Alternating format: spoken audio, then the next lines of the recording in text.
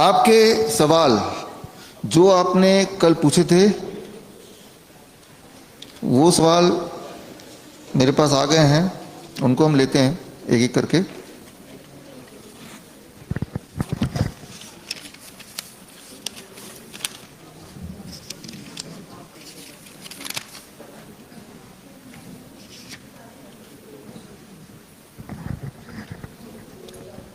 जब तक कि अभी सर्किडियन चार्ट डिस्ट्रीब्यूट हो रहे हैं, वो पूरे डिस्ट्रीब्यूट हो गए सर्किडियन चार्ट अभी नहीं। चलो तो हम टाइम ना वेस्ट करते हुए हम कुछ और तब तक करते हैं, डिस्ट्रीब्यूट तो हो ही जाएंगे। स्नेहा कोले, स्नेहा आप है ना? हाँ बैठिए बैठिए बैठिए। क्या नाम है आपका? स्नेहा आप ही का नाम है, ठीक है।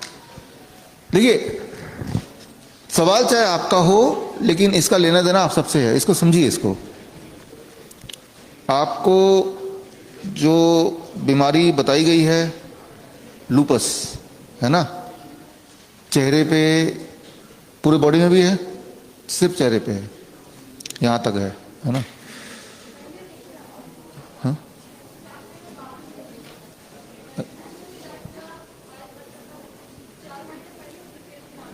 4 महीने पहले आया ना, 4 महीने से तो है, ठीक है ना? इसको समझिए जरा, आप सब लोग समझिए।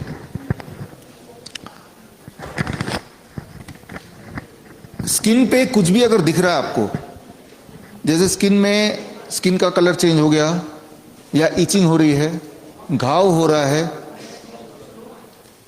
दर्द हो रहा है, स्किन का कलर बदल गया, लाल हो गया, काला हो गया, सफेद हो गया, यही सारी चीजें होती हैं जिनको हम बोलते हैं स्किन डिजीज, है ना? जो किसी इंजरी की वजह से नहीं हुआ, लेकिन देख रहे हैं कि उसमें कुछ ना कुछ इरप्शन हो रहे हैं, लेकिन तो स्किन डिजीज। और स्किन डिजीज में फिर कोई डायग्नोस करेगा और डायग्नोस करके फिर एक नाम भी दे देगा उसको। आपके केस में SLE लूपस नाम दे दिया तो आप बोलेंगे मुझे लूपस हो गया है, लेकिन है तो वो स्किन डिजीज। स्किन में कोई ना कोई इरप्शन है जिसमें रंग का बदलना, या इचिंग होना, या दर्द होना, या पस का निकलना, यही सारी चीजें होती हैं। अब ये अगर है, जैसे कि है एक केस में, तो क्यों है और क्या करें कि चला जाए और क्या ना करें, इसको जरा समझिए। नंबर 1, जो भी चीज आपको स्किन में दिखाई दे रही है वो स्किन की बीमारी नहीं है, स्किन के अपनी वजह से नहीं है। बॉडी के अंदर कुछ ना कुछ ऐसा है जो बॉडी नॉर्मल रूट से बाहर नहीं निकाल पा रही है, तो वो स्किन का रास्ता चुना है। स्किन तो पूरा बड़ा है, हमारा पूरे बॉडी का सबसे बड़ा ऑर्गन स्किन होता है, लेकिन स्किन में भी कौन से वाले पार्ट से वो बाहर निकालना चाहता है टॉक्सिन, किसी के पैर में हो सकता है, किसी के चेहरे पे हो सकता है, वो कई सारे फैक्टर पे डिपेंड करता है, किसी के पूरे बॉडी में हो सकता है। तो स्किन की बीमारी ऐसा is not a skin disease. उसका कारण स्किन अपने आप में नहीं है, उसका कारण बॉडी का कोई ना कोई और टॉक्सिन है जो बॉडी से बाहर निकल रही है। ये तो हो गया एक। इसका मतलब ये हुआ कि स्किन के ऊपर आप लोशन लगाएंगे, कुछ भी करेंगे तो उससे ठीक नहीं होने वाला, है ना? क्योंकि वो बीमारी वो है ही नहीं। तो इसका मतलब अंदर से कोई ना कोई बीमारी है। अब अंदर से क्या बीमारी, इसको समझने की कोशिश करते हैं। It is called auto immune disease. Auto immune का मतलब है कि आपकी इम्यूनिटी आप ही के सेल्स को अटैक कर रही है, यही ऑटो इम्यून। जैसे जो डायबिटीज टाइप 1 वाले होते हैं, ऑटिज्म वाले बच्चे होते हैं, ऑटो इम्यून। कई सारे थैलेसीमिया के बच्चे होते हैं कि हमारी ही इम्यूनिटी हमारे ही सेल्स को खा रही है, और उसी से जो वेस्ट बन रहा है वही वाला वेस्ट बॉडी से बाहर निकलता जा रहा है, और उसके निकलने से इतना ज्यादा निकल रहा है कि स्किन का कलर बदल रहा है। ऑटो इम्यून को अगर आप स्विच ऑफ कर पाए तो स्किन डिजीज वहां पे रुक सकती है, और स्विच ऑफ रहे तो जो स्किन है, आपको पता है स्किन तो कुछ दिन बाद चेंज हो जाता है, पता ही आपको, नया स्किन आता है, कुछ महीने बाद खून चेंज हो जाता है, हमारे बाल भी उगते हैं, तो नया स्किन आएगा तो नया स्किन ठीक ही आएगा। ऑटो इम्यून स्विच ऑफ कर ही दिया आपने। तो सारा लेना देना है कि ऑटो इम्यून को स्विच ऑफ कैसे करना है। ऑटो इम्यून को स्विच ऑफ करने के लिए उन चीजों को जो ऑटो इम्यून प्रोड्यूस करती है उसका सेवन बंद करना पड़ेगा, खाना पीना। वो कौन सी है? देखिए, कई बार तो दवाइयां होती हैं, तो पहली बात तो अब कौन सी दवाई आपको ऑटोइम्यून कर रही है, कौन सी नहीं कर रही है, वो नहीं पता तो सारी दवाई बंद कर दो। अगर तो कोई दवाई चल रही है, कोई सप्लीमेंट चल रही है, कोई केमिकल चल रहा है, तो सब कुछ बंद कर दे एक बार को। तो इन्हीं में से कुछ होगा अगर होगा तो नंबर 1। नंबर 2, जो भी चीजें जानवर से आती हैं वो ऑटोइम्यून क्रिएट करती है। Anything which comes from the animal it creates autoimmune, right. तो एनिमल का जो प्रोटीन होता है, हम क्या एनिमल है कि प्लांट है? We are animal, right. तो animal protein and our protein is similar, क्योंकि हम भी एनिमल ही हैं। और इस चक्कर में हमारी जो इम्यूनिटी है, जो एनिमल प्रोटीन को अटैक करना चाहती है, खाना चाहती है, लेकिन वो हमारे खुद के प्रोटीन जो कि बिल्कुल सिमिलर है उसके, उसी को अटैक कर देती है। तो एनिमल से आता हुआ कोई भी चीज, थोड़ा भी, एक बूंद भी नहीं लेना है ना। आप ऐसा करते भी होंगे, नहीं करते तो ऐसा करना है। जैसे दूध का एक बूंद भी नहीं लेना है, ठीक है ना। क्यों? एक बूंद से क्या फर्क पड़ेगा? जिस तरह से मान लो यहाँ पे एक पत्थर हो, यहाँ पे चिंगारी डालेंगे तो आग जलेगी नहीं, लेकिन अगर यहाँ पे तेल किसी ने यहाँ पे फैला दिया हो और एक चिंगारी भी आग बन जाएगी। तो बाकी लोगों के लिए, बाकी जगह में अगर चिंगारी डाल देंगे तो बुझ जाएगा, बिकॉज उसको होल्ड करने के लिए कोई ऐसा ग्राउंड नहीं है।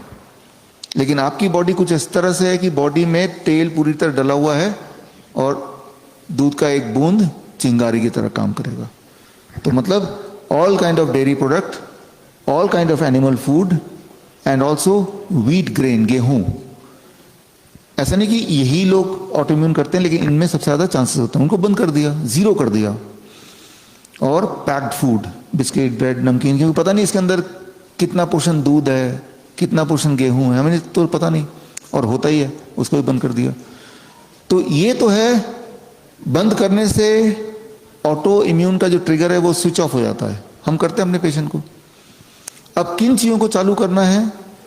जो आपने यहां पे खाया, जो आपको आज हमने लिख के दिया, आपको लिख के दिया, वो मैं एक्सप्लेन करूंगा। तो धीरे धीरे ऑटोइम्यून स्विच ऑफ होगा। ऑटोइम्यून तो एक दिन में स्विच ऑफ हो जाता है, धीरे धीरे उसका असर पता चलेगा। उसको स्विच ऑन रखने के लिए हर दिन आपको वही इंग्रेडिएंट खाना पड़ेगा जिससे वो स्विच ऑन रहता है, राइट। तो जैसे दूध से रहता है, कई सारे बच्चे ऐसे हैं, मैंने आपको पहले ही बताया था कि दूध इतना रिएक्ट करती है कि दूध का ग्लास वो छू भी लेंगे, पीने की बात तो कर ही नहीं रहा, तो भी उनके पूरे चेहरे में एकदम से लाल हो जाता है, उसकी सांस लेने में दिक्कत हो जाती है, इमरजेंसी की तरह होने लगता है। तो इतना ज़्यादा रिएक्टिव होता है कई लोगों का कि फिर हम देखते हैं क्या है, फिर वो बच्चा पता चलता है दूध के ग्लास को छुआ था या आइसक्रीम के कप को टच कर दिया था जो कि खाली पड़ा हुआ था। तो उसके लिए एक चिंगारी भी आग की तरह काम करती है। तो ये मैं इसलिए इंसिस्ट कर रहा हूं कि थोड़ी भी गलती करेंगे तो वो फ्लेयर अप हो जाएगा, बाकी लोगों के लिए नहीं, उनके लिए। तो ऐसी जो चीजें हैं उनको, जैसे चॉकलेट है, हमें नहीं पता उसके अंदर दूध है, हमें नहीं पता उसके अंदर क्या क्या है, लेकिन होगा ही, ठीक है ना। तो उनके लिए वो चीजें बिल्कुल खत्म करनी होगी। तो इससे ऑटोइम्यून स्विच ऑफ होगा। लेकिन जो डैमेज ऑलरेडी कर चुके हैं, उस डैमेज को ठीक करने के लिए जो आपको आज हमने ये सर्केडियन चार्ट दिया है, आपको जो दिया है उसको फॉलो करना है। कैसे फॉलो करना है वो आज बताएंगे। आज याद रखिए, जितनी सारी बीमारियां हैं उनमें जो स्किन में जो इरेप्शंस होती हैं उनको सबसे लंबा समय लगता है, सबसे लंबा समय 6 महीने, 8 महीने, 9 महीने। तो इसीलिए उसमें पेशेंस भी ज़्यादा रखना पड़ेगा। लेकिन अच्छी बात यह है कि वो वहीं हॉल्ट हो जाता है कि और नहीं बढ़ रहा, पहली बात तो ये है। तो नोटिस करने वाली बात है आपके लिए, स्नेहा के लिए, कि एक हफ्ते बाद सैटरडे को शाम को 5 बजे हम जूम मीट करेंगे, ठीक है ना। विल ट्राई, ठीक है ना। या हम Saturday that time I will be in Malaysia, ठीक है ना। तो मैं देखता हूँ किस तरह से होता है, वहाँ परसों जाना है। तो एक अगला जो होगा जूम मीट होगा हमारा, ठीक है ना। और जूम मीट में तब से लेके अब तक, अब से लेके तब तक कितना इंप्रूवमेंट हुआ कि नहीं हुआ, दिक्कतें क्या हुई, वो हम डिस्कस करेंगे। तो तब तक ये जो सर्केडियन चार्ट आपके हाथ में है, इसको पूरी तरह से फॉलो करना ही करना है। तो ये है, इसमें किसी भी तरह का स्टेरॉइड्स, किसी भी तरह की दवाई, किसी भी तरह का इंजेक्शन, उससे लाभ मिलेगा नहीं, नुकसान जरूर होगा। तो उस तरह के चक्कर में जाने की कहीं ज़रूरत नहीं है। हम कई बार देखा नहीं जाता कि बच्चा इतना परेशान है, तो ऐसे में सोचते हैं चलो हॉस्पिटल चलो, लेकिन वहाँ जो भी कुछ करेंगे मामला और बिगड़ेगा। The choice is between bad and worse. Bad तो भी है, लेकिन वहां जाएंगे तो वर्स हो जाएगा। वर्स क्यों करना, इसलिए। और जो करना है वो मैंने बता दिया, पेशेंस थोड़ा रखना पड़ेगा, उससे आपको फायदा मिलेगा। बाकी हम इसको फॉलोअप करेंगे, आप सभी के लिए फॉलोअप करेंगे। देखिए चारुल जैन है यहाँ पे, आप हैं, आपका सवाल है till 12 PM apart from fruits can we drink ash gourd juice and coconut water and other fresh juices? Yes you can drink. Kids have to follow the time window, kids should be also following the time window. यहाँ भी कुछ बच्चे आए हैं, उनके time window भी follow उनको करना है। उनको कौन सा टाइम विंडो फॉलो करना है ये उनके चार्ट में लिखा है, वो हमसे थोड़ा थोड़ा अलग है, लेकिन उनको भी फॉलो करना है largely. Can sprout be a part of the breakfast as a raw? हाँ, it can be a part. How often can be cheat, how many cheat meals a week? ये इंपॉर्टेंट क्वेश्चन है। देखिए जैसे मैंने स्नेहा के case में बताया, cheat allowed ही नहीं है ना। कब तक अलाउड नहीं है? लंबे समय तक, जब तक ठीक ना हो जाए। फिर एक दिन टेस्ट करने के लिए, चेक करने के लिए थोड़ा चीट करके देख सकते हैं कि क्या फर्क पड़ रहा है। लेकिन जो लोग स्टेबल हैं बिल्कुल, जिनकी इंसुलिन छूट चुकी है, दवाइयाँ छूट चुकी हैं, डिस्कम्फर्ट छूट चुका है, हफ्ते में 1 बार 2 बार 3 बार तक चीट, कोई दिक्कत नहीं है ना। तो आपको ये खुद ही एक डिसाइड करना पड़ेगा। When you are in the disease, when you are progressing towards the cure, उस वक्त तो चीट ना करें। और जब क्योर हो चुके हैं, कैसे पता चलेगा क्योर हो चुके हैं? दवाई छूट गई और सिम्टम चले गए, यही 2 नियम है। दवाई छूट गई, सिम्टम चले गए, और कुछ नियम नहीं है। तो अभी आपसे जो कल भी बात हुई, रात को बात हुई ना, कि आप फिर पूछ रहे थे पेट स्कैन के बारे में। आपको क्या करना है, जो बातें यहां आपने सीखी वो सिर्फ एक बार आपने सुना, ओनली वंस। लेकिन घर जाने के बाद जो बातें आपको नहीं करनी है, या पेट स्कैन नहीं कराना चाहिए, क्यों नहीं कराना चाहिए, तो उसके पेट स्कैन करना है करना, वो हजारों बार सुनेंगे। ये तो एक बार सुन के चले गए। हमारा ब्रेन उस चीज को फॉलो करता है जो चीज ज्यादा बार सुनाई देती है, ना कि उस चीज को जो करेक्ट होती है। तो ज्यादा बार आपको खुद को सुनाना है। ये जो 3 दिन के मेरे 3 लेक्चर हैं, उसका लिंक आपको मिल जाएगा आपके व्हाट्सएप पे, उसको देखिए 2-3 बार, है ना। तो जब कल मिले आपसे, परसों भी मिले, इवन आफ्टर दिस प्रोग्राम, आपने फिर जिक्र किया मेरा पेट स्कैन, है ना, यू स्टार्टेड विद दैट। जबकि पेट स्कैन तो 2 प्रॉब्लम उसमें, एक तो उससे खुद कैंसर फैलता है क्योंकि रेडिएक्टिव मटेरियल है, और दूसरा पेट स्कैन जो भी दिखाता है रिजल्ट, वो रिजल्ट पे डिपेंडेबिलिटी नहीं है। पेट स्कैन तो ये दिखाएगा ना कहाँ कहाँ पे चमक है, और उस चमक को डॉक्टर बोलते हैं कैंसर, बट चमक कैंसर नहीं होता है, कभी होता है कभी नहीं होता है। उसी तरह से जैसे एक बच्चा, मैंने आपको बताया भी था, एक बच्चा कि हमने ये डिसाइड कर लिया कि जो बच्चा ज्यादा खाना खाएगा वो ज्यादा शैतान बच्चा है, लेकिन वो हो भी सकता है, कहीं नहीं भी हो सकता है, वो तो एक रैंडम चीज है ना। तो इसीलिए जरूरी है कि ये लेक्चर्स को आप 2-3 बार सुने। उसमें एविडेंस दिए हुए सारे, जो आपको आज बुक मिली है, बुक मिलेगी नहीं मिली तो कैंसर के, उसमें जो हमने बताया उसके एविडेंस भी, रेफरेंसेस दिए हुए हैं उसको सपोर्ट करने के लिए। बलजीत सिंह यहाँ पे, हाँ, क्या हम शुगर के पेशेंट गन्ने का जूस पी सकते हैं? हाँ पी सकते हैं, लेकिन जब पिएंगे एक तो फ्रेश होगा एज्यूम्ड, जब पिएंगे तो पीने में उतना समय लगना चाहिए जितना समय लगता अगर उसको खाते गन्ने को। समझ आ रही बात? हाँ, तो अगर इतना लंबा गन्ना है, उससे जूस निकाला है, तो आप इमेजिन कीजिए इतने लंबे गन्ने को खाने में कितना टाइम लगाते हैं आप? आधा घंटा तो लगाते हैं ना। तो भगवान ने उसको इस तरह से डिजाइन किया है कि किस स्पीड से वो मुंह से पेट तक जाए और किस स्पीड से ब्लड में घुले, ताकि आपका हेल्थ बना रहे, है ना। तो आप पी सकते हैं, लेकिन धीरे धीरे पी सकते हैं, तो पी सकते हैं, कुछ नहीं दिक्कत होगी। एक बार में पी लेंगे तो फिर it is not designed for that. गन्ना या उसका जूस उसी तरह से डिजाइन नहीं है, राइट। देखिए मेरे लेफ्ट साइड ऊपर वाले 3-4 दांत हिल रहे हैं, इसका क्या सोल्यूशन है? देखिए जो दांत की दिक्कत है, मान लो दांत की इस एरिया के अंदर कोई भी दिक्कत है, इन्फ्लेमेशन है, पेन है, स्वेलिंग है, खून निकल रहा है, यही सब होगा दिक्कत, या हिल रहा होगा। तो जब ऐसा है तो for 3 to 4 days stop taking any kind of cooked food, stop taking even any kind of solid food. हर चीज को स्मूदी बना के उसको आप लिक्विड फॉर्म में, पेस्ट फॉर्म में निगल लो धीरे धीरे, तो उसको रेस्ट मिलता है। याद रखिए कोई भी smoothie, fruits and vegetable smoothie मरहम की तरह काम करती है, और वहाँ जो इन्फ्लेमेशन है, वहाँ जो घाव है, वहाँ जो इन्फेक्शन है, उसको धीरे धीरे क्योर करती है। तो या तो ये होगा कि 3-4 दिन के अंदर वो अभी हिल रहा है, निकला तो है नहीं, वो पूरी तरह पकड़ लेगा, स्ट्रांग हो जाएगा 4 दिन 5 दिन, या तो ये होगा कि वो इतना ज़्यादा हिल गया कि वो निकलने ही वाला है, तो निकल ही जाएगा आराम से।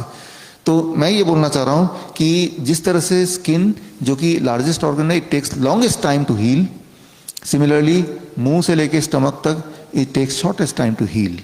बड़ी जल्दी इसका असर दिखता है, 1 दिन 2 दिन 3 दिन इसमें असर दिख जाता है। तो मान लो आपको पेन भी है, तो हम लोग तो करते हैं अपने हॉस्पिटल में कि आपने मान लो लहसुन लिया, उसको कूटा, उसको वहीं लगा दिया जहाँ पेन है, तो that is a pain killer. इस तरह से नेचुरल तरीके कुछ हैं जो आगे भी आपको वीडियोस भेजेंगे, जो आपने यहाँ देखा भी, एक्यूप्रेशर के पॉइंट्स हैं जिससे पेन आपने रिड्यूस किया। तो कई सारे ऐसे तरीके हैं जिससे आपको नुकसान दिए पहुंचाए बिना आप अपना पेन को रिड्यूस कर सकते हैं। तो उन्हीं तरीकों को अपनाना है। अब देखिए यहाँ पे इससे जुड़ा हुआ एक सवाल है, रुखसेना बेन पटेल यहाँ पे है ना, कि पिछले 15 दिन से unbearable pain start in the stomach, rib end back pain. एक इंपॉर्टेंट बात मैं आपको बता रहा हूँ कि बॉडी में कहीं भी पेन है तो गर्म पानी में अगर आप बैठ जाते हैं, इतना गर्म कि आप जले ना, लेकिन इतना गर्म कि आपको अच्छा खासा गर्म लगे, 40 degree Celsius for most of the people, it soaks the pain, वो पेन को सोख लेता है। वो जहाँ पे पेन हो रहा है वहाँ पे ब्लड सर्कुलेशन बढ़ा देगा, ब्लड सर्कुलेशन बढ़ा देगा तो पेन का जो मेन कॉज है, इन्फ्लेमेशन है, घाव है, टियर है, रप्चर है, इंजरी है, उसको वहाँ पे हील करेगा फटाफट, और हील करने से आपका दर्द कम हो जाएगा। तो ऐसे लोग, इंक्लूडिंग रुखसाना बेन पटेल, ऐसे लोग आपको अपने घर में हॉट वाटर इमर्शन टब रखना है, जिस तरह से बहुत लोग फर्स्ट एड किट रखते हैं, है ना। इस पे इन्वेस्ट कीजिए, हॉट वाटर इमर्शन का टब लगाइए। और ऐसे में जैसे कुछ पेशेंट हैं जिनको पेन रहता है तो उनका हॉट वाटर टब में पानी गर्म करने में लगते हैं 2 घंटे या 3 घंटे गर्मी में, तो उनका ऑन ही रखते हैं कि बस पानी में बैठ गए, वो ऑलरेडी गर्म है, 12 घंटे गर्म है, फिर रात को बंद कर देते हैं, सुबह 5 बजे फिर ऑन कर देते हैं। तो वो उनकी इमरजेंसी मैनेजमेंट है, राइट। तो हालांकि बिजली खर्च हो रहा है, पानी गर्म करना पड़ रहा है, इतना पानी इकट्ठा करना पड़ रहा है, लेकिन इन कंपैरिजन टू आप अपने पेन को मैनेज करने के लिए कुछ और कर रहे होते हैं, और कुछ और करते हैं तो उससे पेन सफरेंस होता है। इससे पेन का जो कारण है उसको रिपेयरिंग होती है, जिससे रिलीफ मिलता है। तो जब भी कभी पेन होता है, चाहे वो कैंसर की वजह से पेन हो, ट्यूमरस ग्रोथ की वजह से, या फिर स्टोन की वजह से पेन हो, एक तरीका है कि हॉट वाटर इमर्शन अगर करते हैं, 1 घंटा लगातार बैठते हैं, तो उससे पेन रिलीफ मिलता है। जब पेन हो रहा है, होना शुरू हुआ, तभी बैठ जाएंगे तो पेन वहीं होल्ड हो गया, पेन होता होता खूब ज़्यादा हो गया, अब बैठ रहे हैं तो फिर then it is a struggle. तो while the pain has started, तब बैठेंगे तो ज़्यादा फर्क पड़ेगा। आपको 2 सेकेंड ऑयल मिला आपको? Did you get that? 2 second oil है ना। तो जैसे ही आपको हेडेक शुरू हो रही है, उसको सूंघ लिया, हेडेक के पहले शुरू होते ही, तो हेडेक को वहीं पे रोक दिया, लेकिन खूब हेडेक हो चुका, अब सूंघ रहे हैं, फिर आपको 3-4 बार सूंघना पड़ेगा, इफेक्टिवली उतना होगा नहीं, है ना। तो पेन को अरेस्ट तभी करना है जैसे आपको पहला एहसास हुआ, है ना। तो ये पेन मैनेजमेंट के लिए आपको थोड़ा अलर्ट रहना है, थोड़ी कोशिश करनी है, और ताकि ऐसा ना हो जाए कि इतना अनबियरेबल हो कि आप बोलेंगे इंजेक्शन लगाओ, उससे तो नुकसान होना ही है। जरीना बाबर है यहाँ पे, आप है ना। शुगर के मरीज को खजूर को फ्रूट की तरह खा सकते हैं, ये आपका सवाल है। देखिए मीठे से कोई दिक्कत नहीं है आपको, मीठा आपका दुश्मन नहीं है, पहली बात तो दिमाग में डाल लीजिए, मीठा आपका दुश्मन नहीं है। मीठा कहाँ से आ रहा है वो इंपॉर्टेंट है। आप बस इतना समझिए कि जो भी चीज आपके हाथ में है, आपके खाने से पहले, ये हाथ में आने से पहले, ये कहाँ से आया? फैक्ट्री के रास्ते से आया क्या? वो खजूर पेड़ से टपक के फिर आ गया, खा लीजिए। उसको प्रोसेसिंग की गई तो मत खाइए, है ना। तो जो भी चीज डायरेक्टली कुदरत से आपके पास आया without much interference, plant based, तो वो आप खा सकते हैं। तो क्या खजूर प्लांट बेस्ड है? यस। क्या आपके हाथ में आने से पहले कोई प्रोसेसिंग हुई? नो। फिर खा सकते हैं। अच्छा, कितना खा सकते हैं? जितना आपका दिल भर जाए या पेट भर जाए उतना खा सकते हैं, राइट। तो क्या शुगर के पेशेंट खा सकते हैं? मैंने फिर बताया कि शुगर के पेशेंट का शुगर से कोई कनेक्शन नहीं, मीठे से कोई कनेक्शन नहीं है। मीठा कहां से आया उससे कनेक्शन है ना। तो ऐसे बता दिए कि आपको मीठा नहीं खाना चाहिए, बोलना चाहिए था कि आपको रिफाइंड नहीं खाना चाहिए। रिफाइंड जैसे रोटी है, रोटी तो मीठा नहीं है, लेकिन रोटी गेहूं वाली वो सबसे ज्यादा डिस्टर्ब करती है शुगर को, सबसे बड़ा दुश्मन है। इसलिए रोटी गेहूं वाली उसको छोड़ना है। रोटी अगर किसी भी तरह का छोड़ देंगे, मिलेट वाली भी छोड़ देंगे, तो आपका शुगर कंट्रोल करना सबसे आसान है। तो मिलेट्स है, मिलेट फिर भी अच्छा है रोटी से, लेकिन चावल और मिलेट एक रेंज में, वो भी शुगर बढ़ाता है। आप सब्जी खूब सारा खा लो, दाल खूब सारा खा लो, ये भी खाओ, राइट। सैलेड खूब सारा खा लो, स्मूदीज खूब सारे, सूप खूब सारे, जूसेस खूब सारे। लेकिन जूस का वही मैंने आपको तरीका थोड़ी देर पहले बताया था, धीरे धीरे। तो जैसे ये सवाल आपने पूछा, तो आइंदा से अगर दिमाग में सवाल आता है ये खाऊं कि नहीं खाऊं, तो उसका जवाब ये है, ये मेरे हाथ में कहां से आया? कुदरत से आया, मैन मेड और God made. If it is God made you eat it, if it is man made you leave it, right. इतना सिंपल। आप देखिए 3 दिन में एक ही लाइन में उसका जवाब है। If you don't eat anything man made you can not be ill, right. भगवान का बनाया हुआ चीज खाइए, आप बीमार नहीं पड़ सकते, राइट। और पड़े तो ठीक हो जाएंगे। ये दवा है। हमने अब तक ये समझा था कि न्यूट्रिशन ये सब होता है प्रिवेंशन के लिए। यहां पे आपने जाना न्यूट्रिशन होता है, सही न्यूट्रिशन प्रिवेंशन के लिए तो होता ही है, क्योर के लिए भी होता है, राइट। और यहाँ पे मैं आज बताऊंगा काफी सारे और भी लोग जो एक टाइम पे कल तक क्योर नहीं हुए, लेकिन आप क्योर का रास्ता आज पकड़ लिया। हो सकता है कुछ लोग ऐसे हैं जो कल पकड़ेंगे, राइट। हर दिन कुछ ना कुछ जुड़ते जाएंगे। जैसे सीमा गुप्ता, सर मेरे घुटने का दर्द ठीक नहीं हुआ और आज लास्ट डे है, क्या आप डीआईपी डाइट और जानू बस्ती से ठीक, अब आपकी डीआईपी डाइट और जानू बस्ती से ठीक हो जाएगा, कृपया बताएं, आशा लेकर आए हैं। देखिए सीमा गुप्ता है आप हैं। आखिरी दिन है ऐसा आपको लग रहा है, लेकिन आखिरी दिन यहाँ पे एक तरह से this is hospital and institute of integrated medical science. Institute मतलब ट्रेनिंग सेंटर। आप ट्रेनिंग सेंटर में आए हैं, आपने सब चीज अपने एक्सपीरियंस किया, सबकी ट्रेनिंग ले ली, आपका मेडिकल कंडीशन हमने समझ लिया और समझ के क्या करना है कैसे करना है वो करा के दिखा दिया और लिख के भी आपको हाथ में दे दिया। लेकिन जर्नी खत्म नहीं हुई, आखिरी दिन नहीं है, हर दिन ये करने वाले हैं आप। और हर दिन जब ये करेंगे, हर दिन थोड़ी थोड़ी इंप्रूवमेंट होगी। जिस चीज को पाने के लिए, जो बीमारी को पाने के लिए सालों साल लगा दिया अपने आप को बीमार करने के लिए, तो वो 72 आवर्स में उसमें थोड़ा भी फर्क दिखा तो वो एक पॉजिटिव साइन है, राइट। लेकिन हर दिन आपको फर्क दिखेगा, every day will be the improvement, right. तो ये हमें समझना होगा। कुसुम धनकर है यहाँ पे, आप है ना। Why my blood sugar is increasing when I am following the diet properly? देखिए फास्टिंग आपका 235, फिर फास्टिंग 266, PP 311, PP 266, ये सब है ना। देखिए हमने पिछले अपने कर्मों से, चाहे वो दवाइयों से, लाइफस्टाइल से, जो भी चीज़ों से इतना डैमेज कर चुके हैं कि हमने आज से अच्छा फ्यूल, अच्छी खाना, अच्छा लाइफस्टाइल शुरू भी कर दिया, तो वो डैमेज जो हो चुका है उसको रिपेयर करने में बॉडी को कुछ टाइम तो लगेगा। तो उतने टाइम के लिए कोशिश करती रहनी पड़ेगी।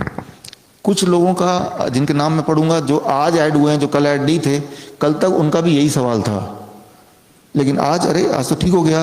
उनमें से एक मान लो आकांक्षा द्विवेदी, ये रहे, ठीक है ना। तो पहले जब आई थी यहाँ पे तब आप मेडिसिन के साथ ब्लड प्रेशर 150/90 से लेके 140/90 था, और आज बिना मेडिसिन के 130/80 हो गया, है ना। तो अच्छी बात है, मेडिसिन लिया भी नहीं और ब्लड प्रेशर और तब भी कम हो गया, उससे भी ज्यादा। तो ये चीजें किसी का पहले दिन, किसी का दूसरे दिन, किसी का तीसरे दिन, किसी का चौथा दिन, लेकिन बॉडी अपना काम कर रही है अंदर से। ये तो पक्का है कि बॉडी हर दिन आपका काम कर रही है, हर पल काम कर रही है ना। हाँ, तो वो बॉडी काम कर रही है, और जब बॉडी काम करती है तो कौन सी चीज बढ़ रही है, कौन सी चीज घट रही है, कितना घट रहा है, कई बार हमें समझ नहीं आता, मुझे भी समझ नहीं आता। लेकिन एक बात समझ आती है कि करते रहो, कुछ समय दो बॉडी को, है ना। जैसे आपका ही सवाल लें, ये तो कम नहीं हो रहा, कम से कम उठता तो रहे। ये सारी बॉडी की मिस्ट्री है। आपको मैं एक उदाहरण देता हूं, समझिए इसको, आज एक्सपेरिमेंट करके देखिए। ब्लड शुगर चेक कीजिए अपना, जब भी चेक करना है। उसके बाद एक डरावनी मूवी देखिए, खूब डरावनी, और डरावनी मूवी देखने के बाद 3 घंटा हो गए, मतलब मूवी से जैसे ही खत्म हुआ दोबारा ब्लड शुगर चेक कीजिए, तो ब्लड शुगर तो बढ़ा जाएगा। डर से ब्लड शुगर बढ़ता है, नोसिबो इफेक्ट, है ना। तो अक्सर हमने देखा है, अपने पेशेंट्स में देखा है, कोई ऐसे आदमी, मान लो उसका ब्लड शुगर नॉर्मल है, अचानक टायर पंचर हो जाए, घबराहट हो जाए, अब मैं घर कैसे पहुंचूंगा, अब चेक करो ब्लड शुगर बढ़ जाता है। आपने कल मैंने आपको एक्सप्लेन किया कि सुबह आपने देखा कि 6 बजे के आसपास लगभग सबका ब्लड शुगर बढ़ने को था, जबकि खाया तो था नहीं कुछ। तो ये जो ब्लड शुगर है ये इतने सारे फैक्टर्स पे निर्भर करता है कि उसको कॉम्प्रिहेंड करना, उसको समझ पाना कई बार इम्पॉसिबल हो जाता है। तो क्या हम समझें, हम ये समझें कि मेरी एनर्जी लेवल कितनी है, ये हम समझें, मेरी नींद कैसी है ये हम समझें, ठीक है, मेरा पेन कैसा है ये हम समझें। ये सब चीजें जो है ये राइट पैरामीटर्स हैं। और ब्लड शुगर को भी देखें, लेकिन उसको नजर उस पे है इसलिए क्योंकि हम दवा ले रहे थे या ले रहे हैं, इसलिए नजर है। आप देखेंगे यहां पे जिन पेशेंट्स का हम बात करते हैं कुसुम की, आप देखेंगे कि जो सवाल आज आपका है 1 हफ्ते बाद दोबारा पूछेंगे तब अरे अब तो ठीक हो गया। तो लेकिन अगर आपके बॉडी को 1 हफ्ता चाहिए तो चाहिए, किसी की बॉडी को 10 दिन चाहिए तो उसका ज्यादा कुछ नहीं कर सकते। आपके हाथ में सिर्फ इतना है कि ये आप फॉलो करते रहें, राइट। लेकिन क्या डायरेक्शन सही है? तो आप जैसे और भी तो हैं यहाँ पे, राइट। तो उनमें इंप्रूवमेंट है और सिम्टोमेटिकली आप अपने आप को नोटिस करें और फिर अपना फीडबैक जैसे अभी दे रहे हैं, आगे भी हम जो अगला वाला होगा ऑनलाइन उसमें फीडबैक दें, है ना। Hit and trial, right. But more और लेस ये सिस्टम काम करता है, हमने देखा है। जो सिस्टम आपके हाथ में, जो मैं अभी एक्सप्लेन करूंगा, उससे पहले प्रशांत यहाँ पे हैं, आप हैं, आपका अब फीडबैक है, आपकी हेडेक खत्म हो गई, नी पेन में रिलीफ मिल गया, बेटर स्लीप अब हो गई, राइट। तो यानी कि नी पेन खत्म तो होता है, लेकिन कई बार दूसरे दिन खत्म नहीं होता, तीसरे दिन हो जाएगा, है ना। गौरव मक्कड़ है यहाँ पे, वो पीछे आप बैठे हैं, ठीक है। एसिडिटी में रिलीफ मिल गया, कफ में रिलीफ मिल गया, और जो कि पहले स्पुटम बहुत आता था अब उसमें आराम मिल गया, तो ठीक है। By 3rd day at least you reach here. Ravi Malik, Ravi Malik आप हैं यहाँ पे। बीपी आपका 160/100 विदाउट मेडिसिन है। अब 160/100 देख के आपको लगेगा ये तो बहुत ज्यादा हो गया, लेकिन पहले दिन जब आए थे तब 180 था, 180। तो उनके आपके हिसाब से 180 से 160 डायरेक्शन से ही आगे पकड़ लिए आपकी बॉडी ने, है ना। रिलीफ इन यूरिन फ्रॉथ, ये वो लोग हैं जिनका कल तक रिजल्ट उतना एनकरेजिंग नहीं, अब डायरेक्शन पकड़ लिया। बॉडी कल भी काम कर रहा था, परसों भी काम कर रहा था। जिस तरह से होता है ना, पत्थर है, पत्थर पे आप लगातार आप हिट करते रहेंगे, वो अंदर से क्रैक हो रहा है पत्थर, लेकिन आपको लग रहा है कुछ हो ही नहीं रहा।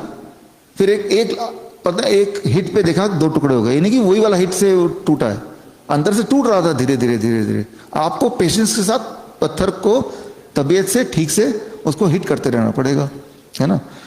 तो सरफेस में कई बार रिजल्ट वैसे नहीं दिखते जैसे हम पहले दिन ही उम्मीद करते हैं। Yes please.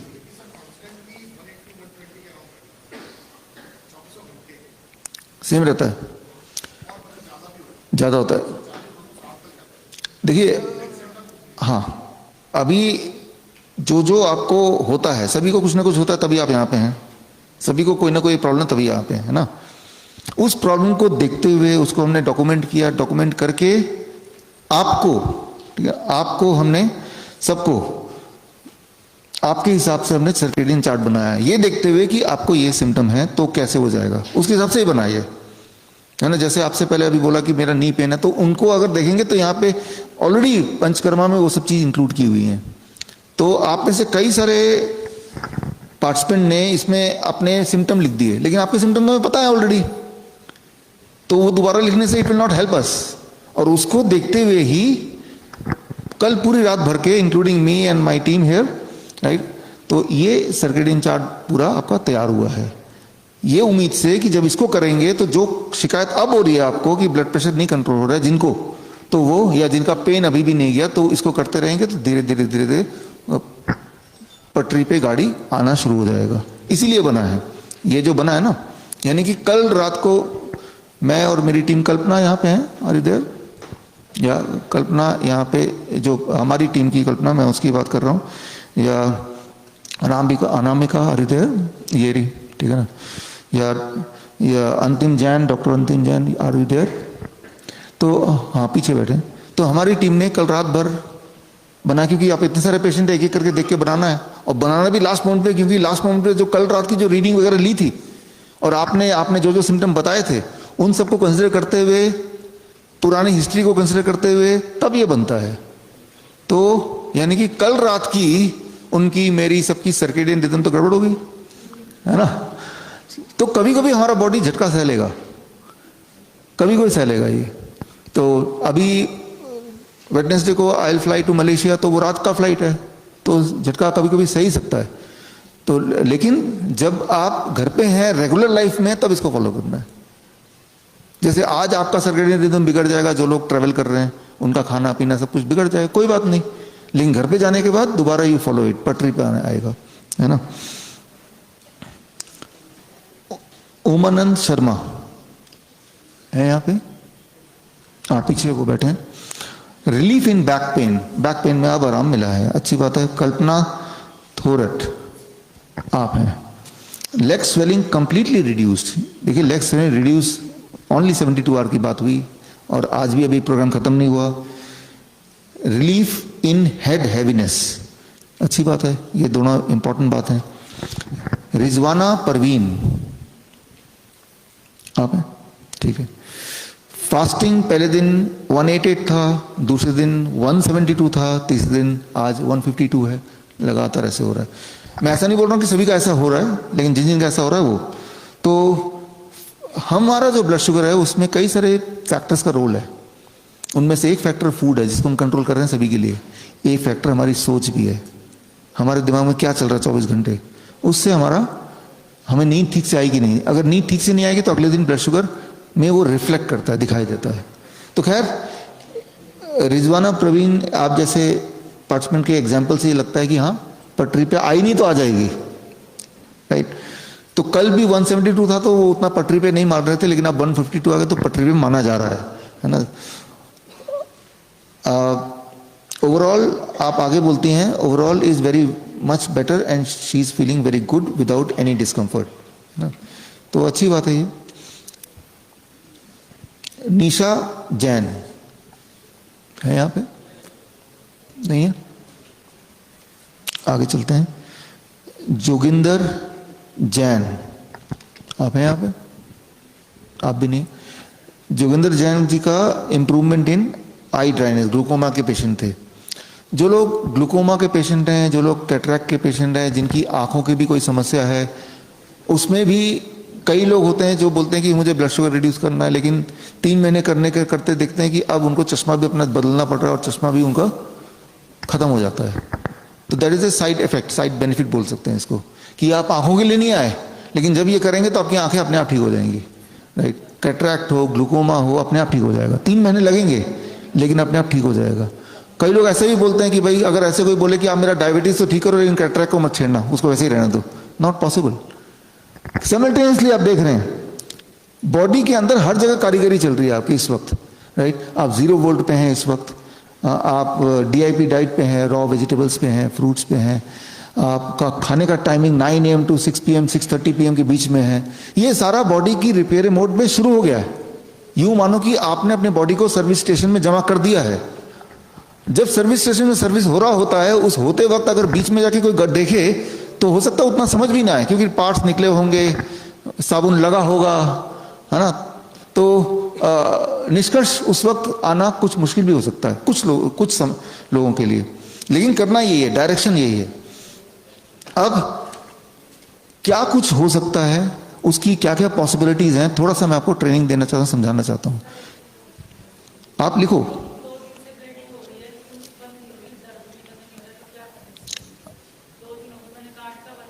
हाँ हाँ,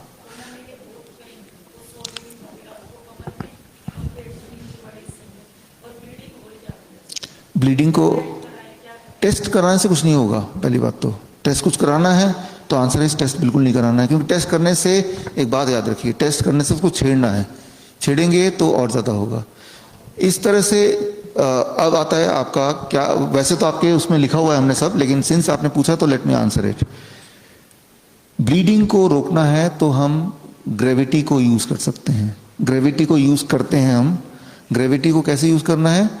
हेड डाउन टिल्ट, ठीक है ना, मतलब जहां पे बेड है, बेड में दो साइड होते हैं, मान लो ये बेड है आपका, एक ऊपर करना है, कितना ऊपर करना है? 1 फीट ऊपर, यानी कि 10 डिग्री, 10 डिग्री पे, दैट इज अबाउट 3 ईंटें अगर एक के ऊपर एक लगा देते हैं तो 1 फीट हो जाता है।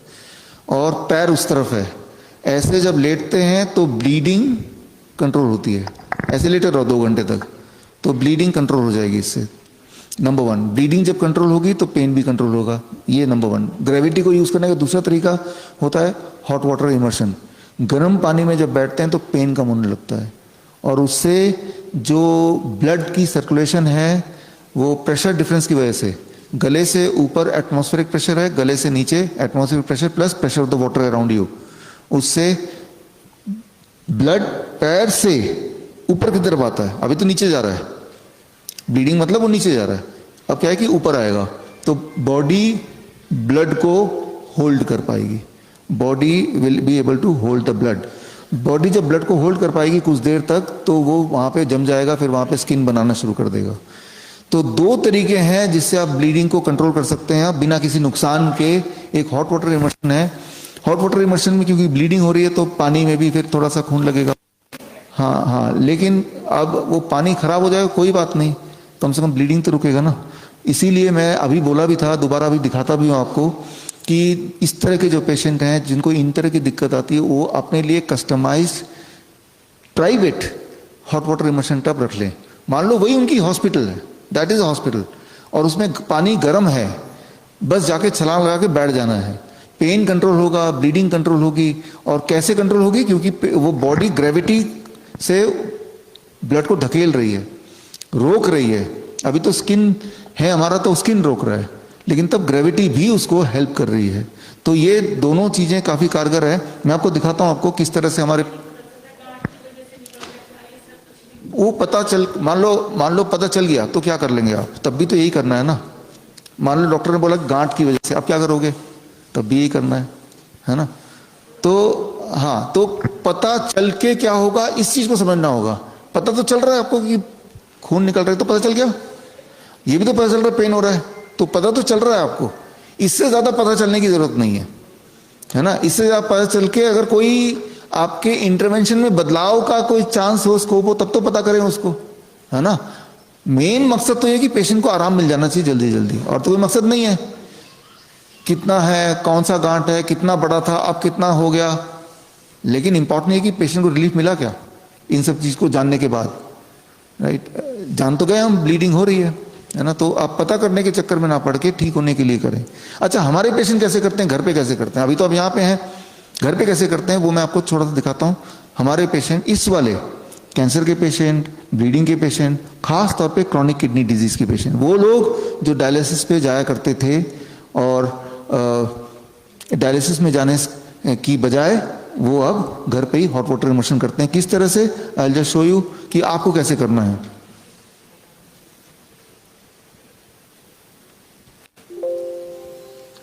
लगाओ। अरे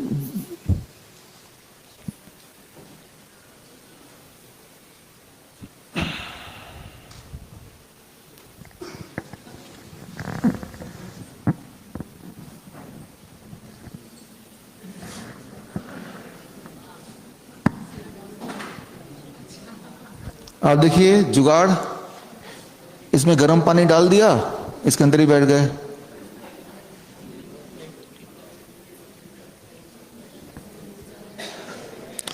ये रियल पेशेंट हैं किडनी फेलियर के। ये सामने पानी रखा हुआ है गर्म, और जैसे ही पानी ठंडा होगा खुद ही मग से पानी ट्रांसपोर्ट कर लिया।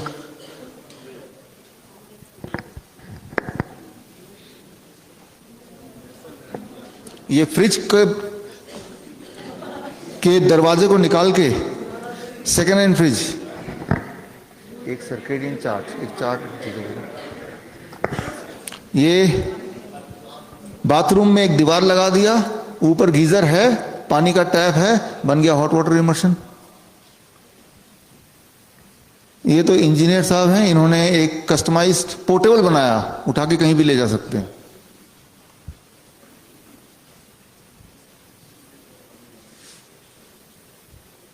चाहो तो आप इनसे खरीद भी सकते हैं। इन्होंने टीवी भी लगा के पूरा एंटरटेनमेंट का सामान लगा दिया। इनका जो है घर पे जगह नहीं है, कई लोग बोल रहे हैं आप में से, तो ये आउटडोर बना दिया, आउटडोर पूरा सीमेंटेड करके। ये सिंटेक्स का टैंक को बीच में से काट दिया और टैंक को काट के उसके अंदर बना दिया हॉट वाटर इमर्शन। ये तो अमेज़न से छोटे छोटे बाथ टब है, वो खरीद लिए, उसका बन गया।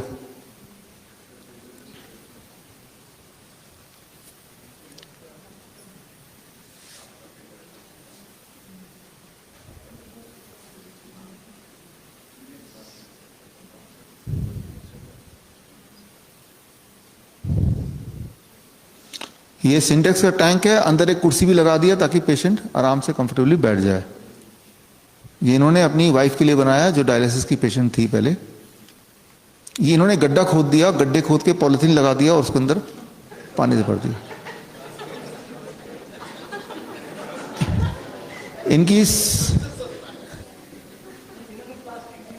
इन्होंने प्लास्टिक से फ्रेम बना दिया और उससे भी इनका काम चल रहा है।